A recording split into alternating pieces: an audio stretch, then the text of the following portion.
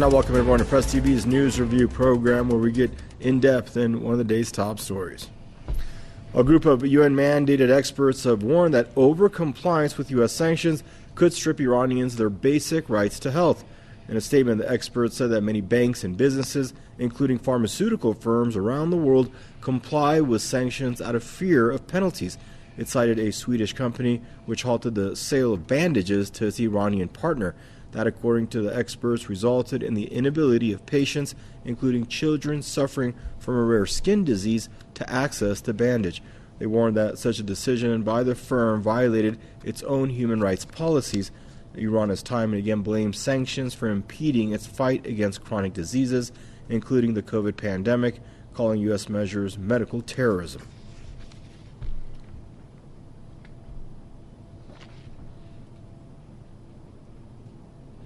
Joining us now for this news review is Tony Gosling, investigative journalist from Bristol, and Mr. Lawrence Davidson, former lecturer at Westchester University, joining us from Westchester, Pennsylvania. Gentlemen, I'd like to welcome you both to the program. I guess, Tony, we'll start there with you. Your thoughts on over-compliance with these sanctions and how it's hurting ordinary Iranian citizens. Well, this is the interesting aspect to all of this, isn't it? These are US sanctions, and yet countries all over the world are so afraid to break them.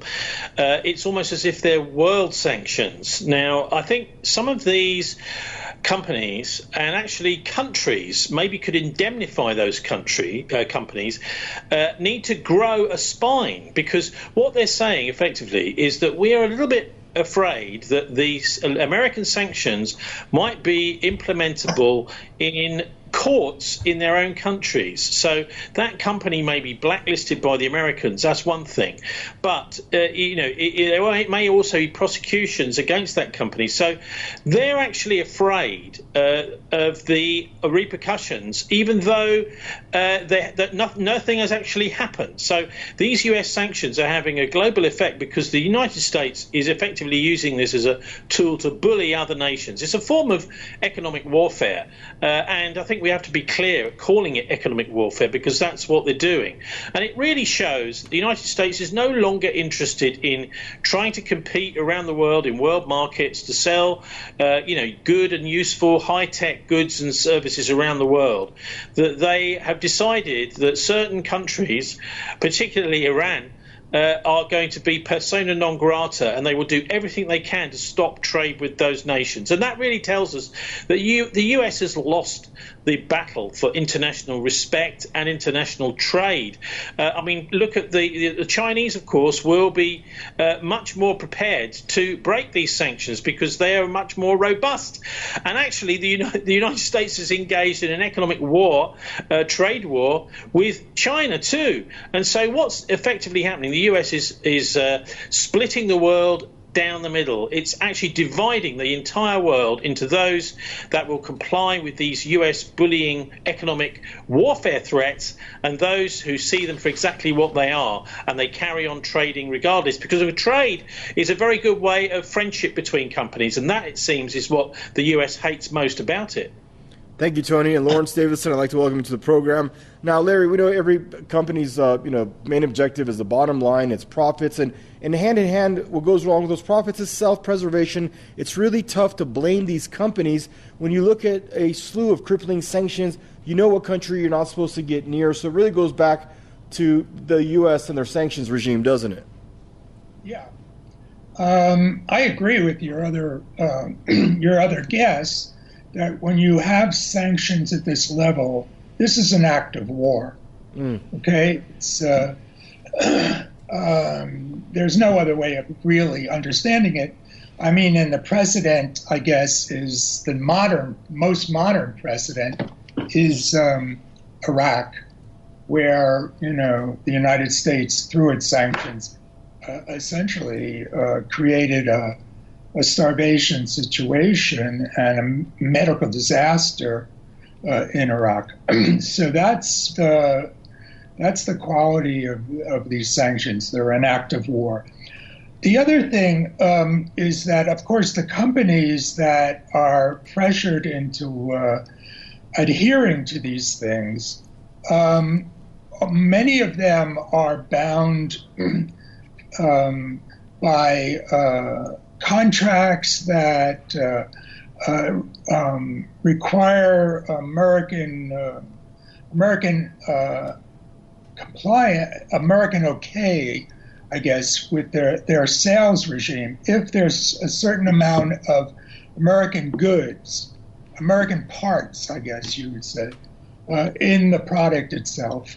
Also, the ability to access World Bank funds or that sort of thing is restricted if you break the sanctions, and this goes with other companies. So the economies of France and Germany and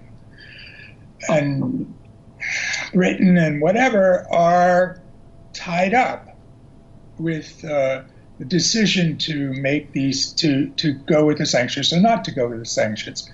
And you're right, there is no spine there when it comes to defying them. The other thing I wanted to mention is that if you look at American behavior and the choice of sanctions here, particularly for Iran, what we're looking at is multiple realities. So there's a reality in the U.S. government and the Congress that says it is dangerous, politically dangerous, to defy the Zionist lobby. There's millions of dollars involved here.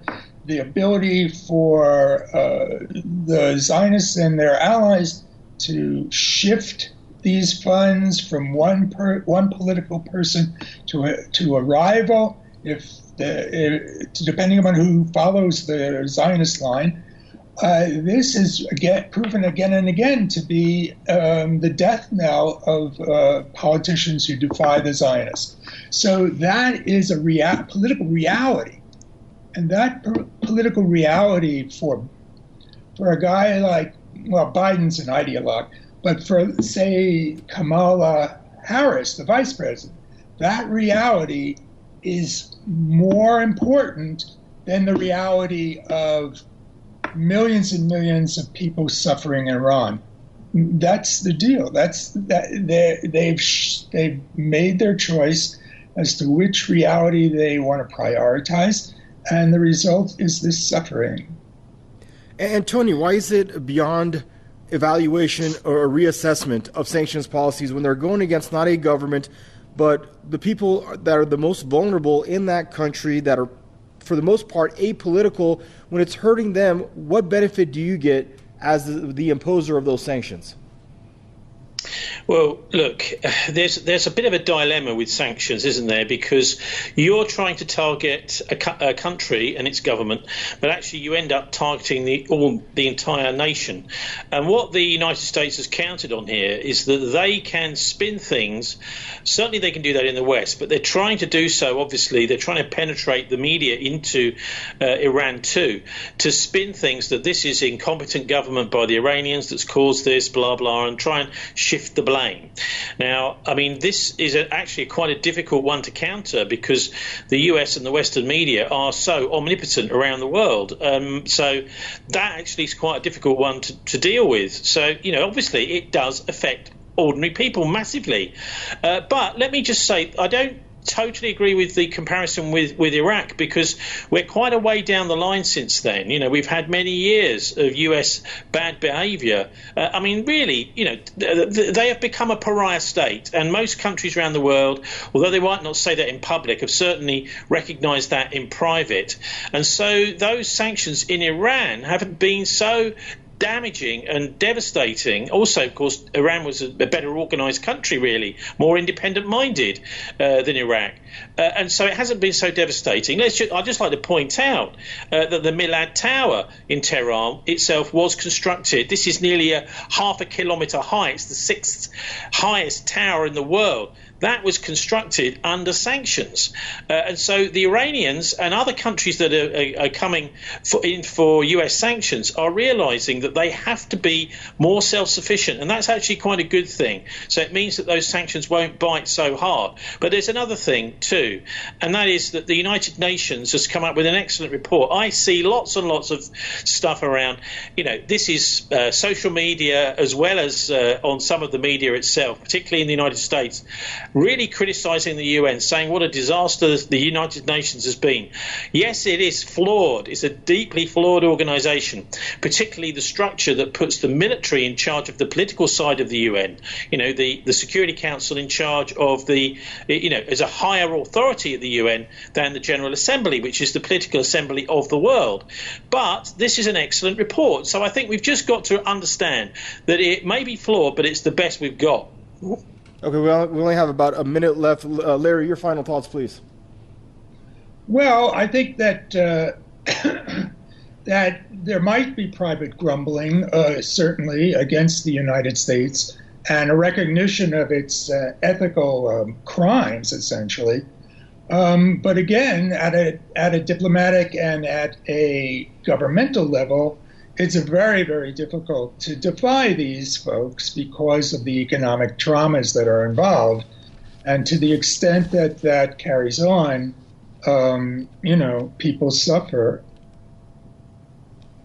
All right, gentlemen, thank you both for joining us. It's always a pleasure checking with both of you. Tony Gosling from Bristol and Lawrence Davidson there joining us from Westchester, Pennsylvania. And viewers, that's a wrap for this segment of your Press TV's News Review program. Thank you for tuning in, and goodbye for now.